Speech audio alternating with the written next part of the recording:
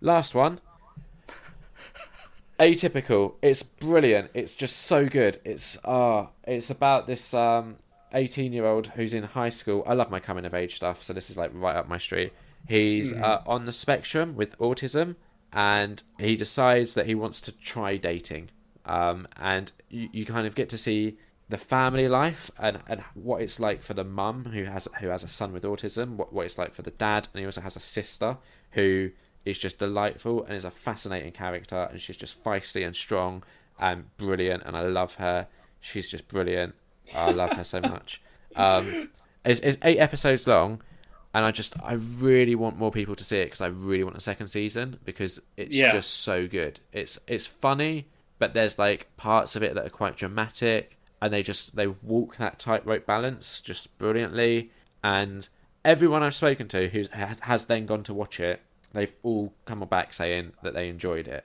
So I don't know if it's not being advertised very well on Netflix, or I don't know why. It always I'm not feels that seeing... way. Like the shows you want to succeed don't get enough exposure. Yeah. Or they never feel like they do when they're on Netflix because you don't see adverts for it. Yeah, and I don't see like anywhere. people on Twitter talking about it a lot either. Yeah, that's true.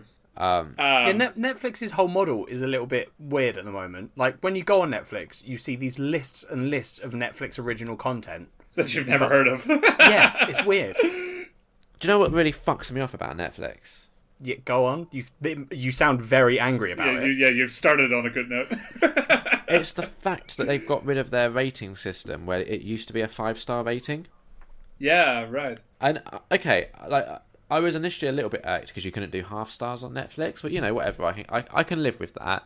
But now it's just a thumbs up and thumbs down, and nothing is that binary. Like, I could watch a show, like if I watched a show that was 3 out of 5, is that a thumbs up or a thumbs down? I don't know. Yeah. Is it though that you give it a thumbs up or a thumbs down, but it gives you a percentage to whether you'd like it, given the amount of thumbs up next to other material like it you've but liked? I feel like that system just feels flawed. Exactly. To me, and I don't get why you'd remove the star rating thing, because they could surely have used the star ratings to given you a much more accurate percentage of things that you would like or not like, right? So I just hate it. Feels like at the moment, like looking on Twitter and stuff, it's people either have to absolutely love something or absolutely hate something, and there's very little kind of grey area in between. But I find, like, someone like me who watches so much content, the majority of stuff that I watch falls in that in-between area where it's like maybe absolutely. 3.5 to 2.5. And I hate that just everything just seems to be either people love it and go crazy for it, or just hate it and it's the worst thing ever. It's ridiculous. Yeah. Atypical is brilliant. I love it. It's amazing. You need to watch it. 4.5 out of 5. Thumbs up. I actually, on your recommendation last time, I did get around to watching the first episode at least, and can say that it was really good. It's really funny and quite cute, and the characters you describe are well described. The sister really was a very cool, interesting character who just who gives enough shits to be interesting, but not enough shits to be bothered by stuff. Yeah, and the main character is instantly accessible and enjoyable, and just a very supportable character. Last time you said that the mother might accidentally get tarred with the wrong brush. Yeah, because somebody has to play the villain role, and she kind of falls into it. Yeah, and I could see where that's starting to sort of the little bits and piees of that are starting to come together. Where I'm kind of going, that's a shame that somebody has to fall that. It's a shame that it's the mother, because it's such a trope with American TV. It's like when we did Ozark. It's the same thing where the wife in that kind of is tarred with a very similar brush, and it's just, I don't know why it always seems to be like the female, like, matriarchal characters that end up like that. Yeah. Like Breaking Bad, same issue. Walking Dead, Dexter. It's always like you have these like interesting, morally grey male protagonists, and for some reason they're like, well, we need to give them more obstacles, and one of them is just going to be a woman in their life. Like it just seems really weird to me. I guess when it's like either written by a man or it stars male characters, a lot of people might associate like the one thing that will confuse the men's view of life is emotion, which they automatically associate with women for some reason. Yeah. and then a lot of them can also harbor like, you know, resentment to that emotionality from their own mothers and stuff like that. I guess I don't know. It always has felt weird to me. I've never really quite understood it. But yeah, it is a shame. I mean, to be fair, I know like people on the spectrum who do kind of have that kind of relationship with their mother. Yeah. So it might be coming from a real place, and it just happens to be unfortunate that it's associated with this film.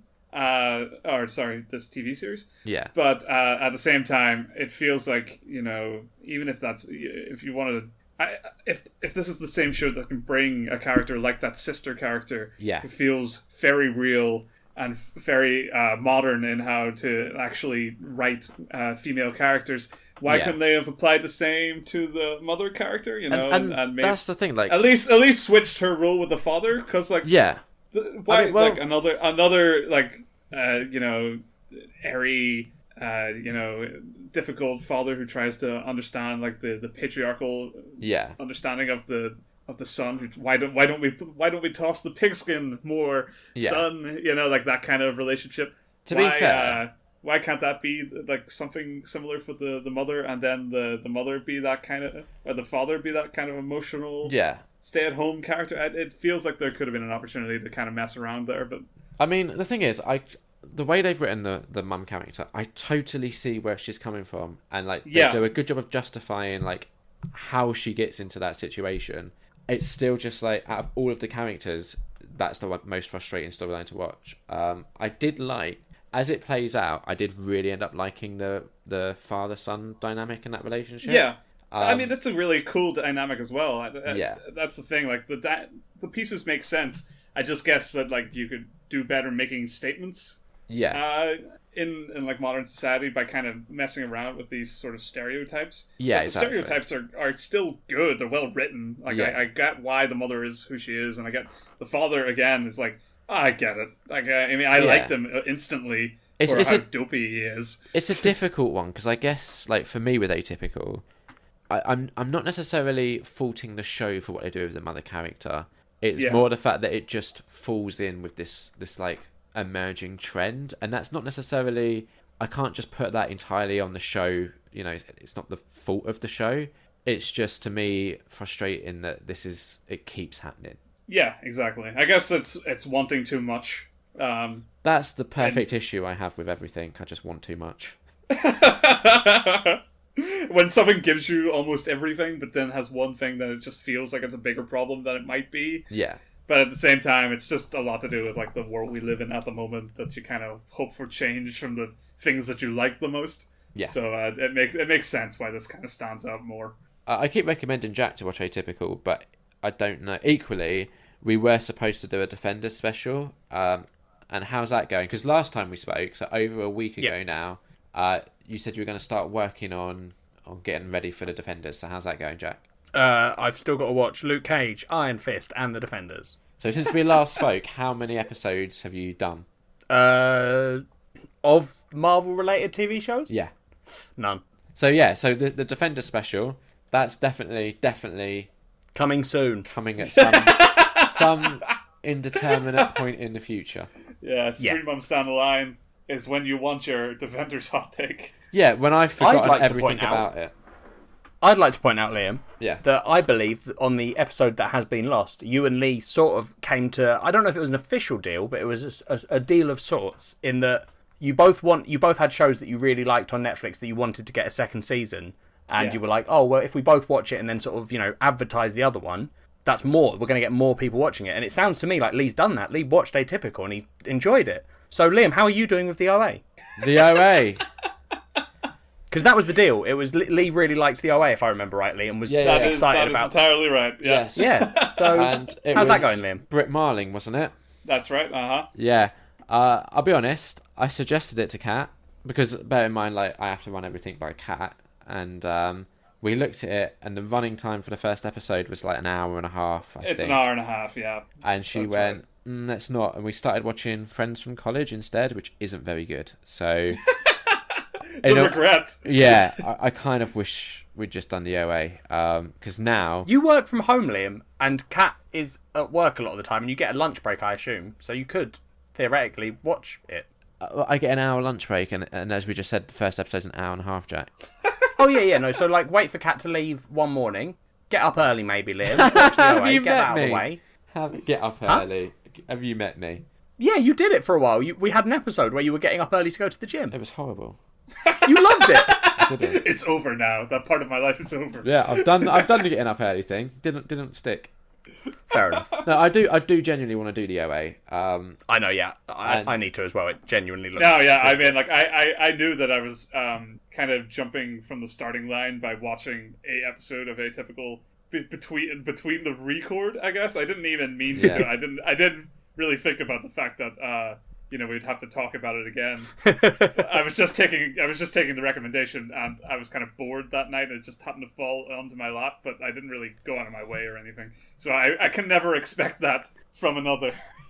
Well, that's fair enough then. Yeah, that's everything I did.